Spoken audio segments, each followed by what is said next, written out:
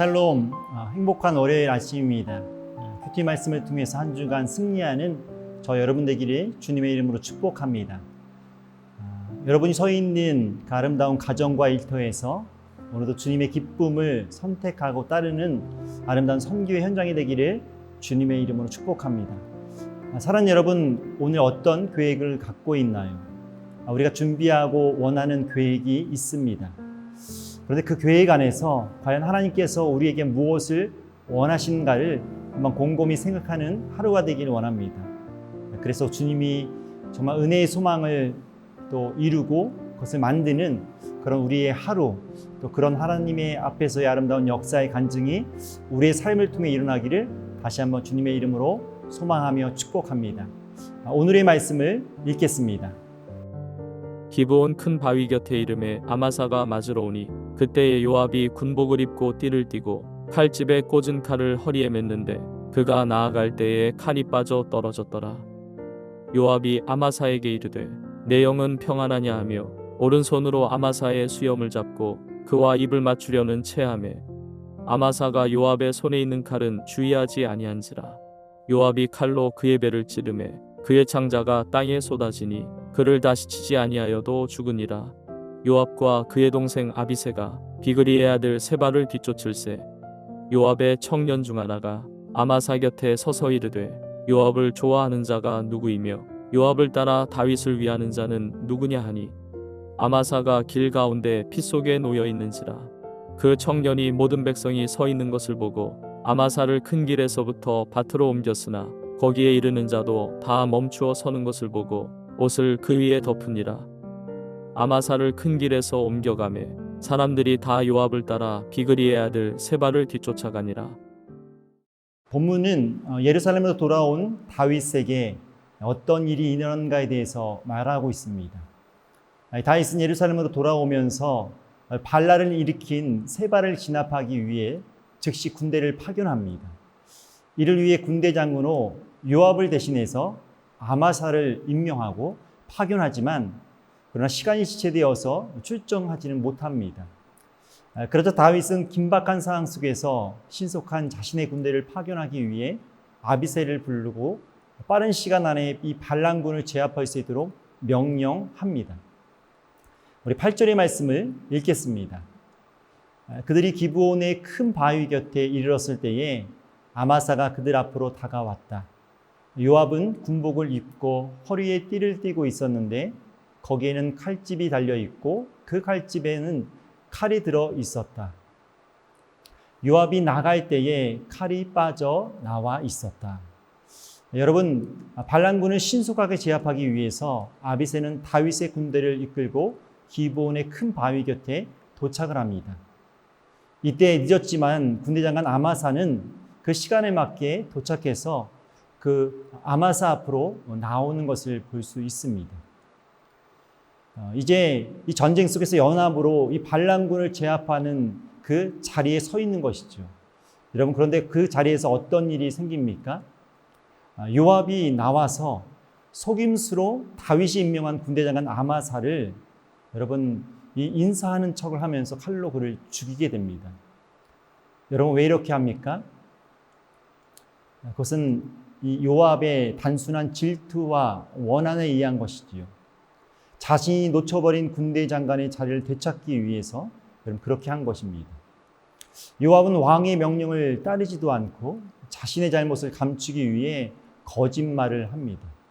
오직 자신의 지위, 자신의 명예만을 지키려는 생각에 그는 올바르지 못한 이 죄악을 선택하고 있습니다. 사랑하는 여러분, 전쟁에서 참여하기 위해서 우리가 전쟁에 참여할 때에 여러분 하나님의 뜻을 구하지 않고 자신의 뜻대로 하는 것은 분명 잘못된 선택입니다. 하나님이 허락하신 명예와 권력을 올바르게 사용하지 않고 자신의 욕심에 이끌려 사용하는 것은 결국 영적인 패배를 하게 되는 것이죠. 여러분, 그렇습니다. 개인의 유익을 넘어서 하나님 나라의 영광을 위해서 그리고 하나님이 세우신 공동체를 세우고 섬기는 것에 우리의 모든 삶이 아름답게 사용되어지기를 주님의 이름으로 축복합니다. 계속해서 요압은 아마사를 죽인 이후에 아비새와 함께 이 세바의 반역을 제압하기 위해서 이제 추격전을 계속 시작합니다. 요압의 부하들은 죽은 아마사의 시신을 정리하면서 모두가 함께 왕의 명령을 따르도록 그렇게 설득합니다. 11절의 말씀을 읽겠습니다. 그때 요압의 부하 한 사람이 아마사의 죽음 곁에 서서 외쳤다. 요압을 지지하는 사람과 다윗 쪽에 선 사람은 요압의 장군을 따르시오. 여러분, 요압은 다윗 왕이 세운 아마사를 군대 장관 그 아마사를 죽게 합니다. 이로 인해 전쟁에 참여한 군인들은 혼란스러움을 경험하죠. 이때 요압의 군사 중에 한 명인 이런 범죄를 숨기기 위해서, 요압의 지휘권을 보장하기 위해서는 무엇을 하고 있나요? 살인을 은폐하면서 군인들을 회유하고 있는 것을 볼 수 있습니다. 그래서 이렇게 말하고 있죠. 요압을 좋아하는 사람과 다윗을 따르는 사람들은 요압을 따르라고 말합니다. 이것은 마치 다윗과 요압이 한 편이라고 설명하면서 그 군대의 심리를 이용하면서 그렇게 군인들을 회유하고 있는 장면입니다. 그럼에도 아마사의 죽음을 보는 군인들은 추적하는 것을 멈추고 있죠. 그래서 군인들은 그 죽음을 옷으로 덮어서 바깥으로 옮겨 놓습니다. 이처럼 군인들을 거짓으로 회유하고 옷으로 그 죽은 자의 모습을 감추려 합니다. 여러분, 아무리 이런 모습을 한다 해도 여러분, 하나님 앞에서 결코 그 죄가 가리워질 수 없음을 우리는 알아야 합니다.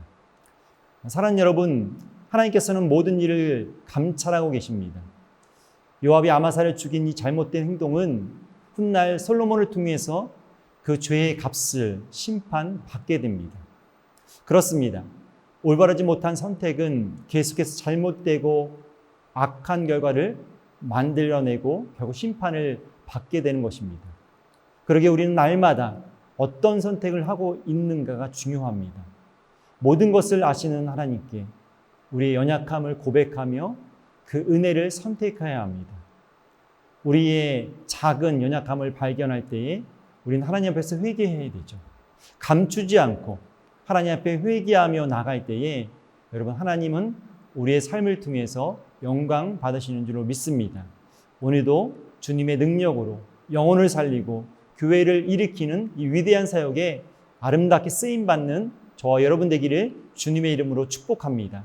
잠시 기도하겠습니다. 하나님, 감사합니다.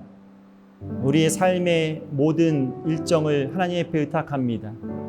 하나님께서 보시기에 아름답고 하나님께서 보시기에 기뻐하시는 곳에 우리 삶의 날마다 서 있게 하여 주시고, 우리 삶의 연약함이 발견될 때마다 하나님 앞에 고백하고 하나님 앞에 회개함을 통해서 하나님의 새로운 그런 역사 은혜를 경험할 수 있도록 인도하시고 붙잡아 주시옵소서.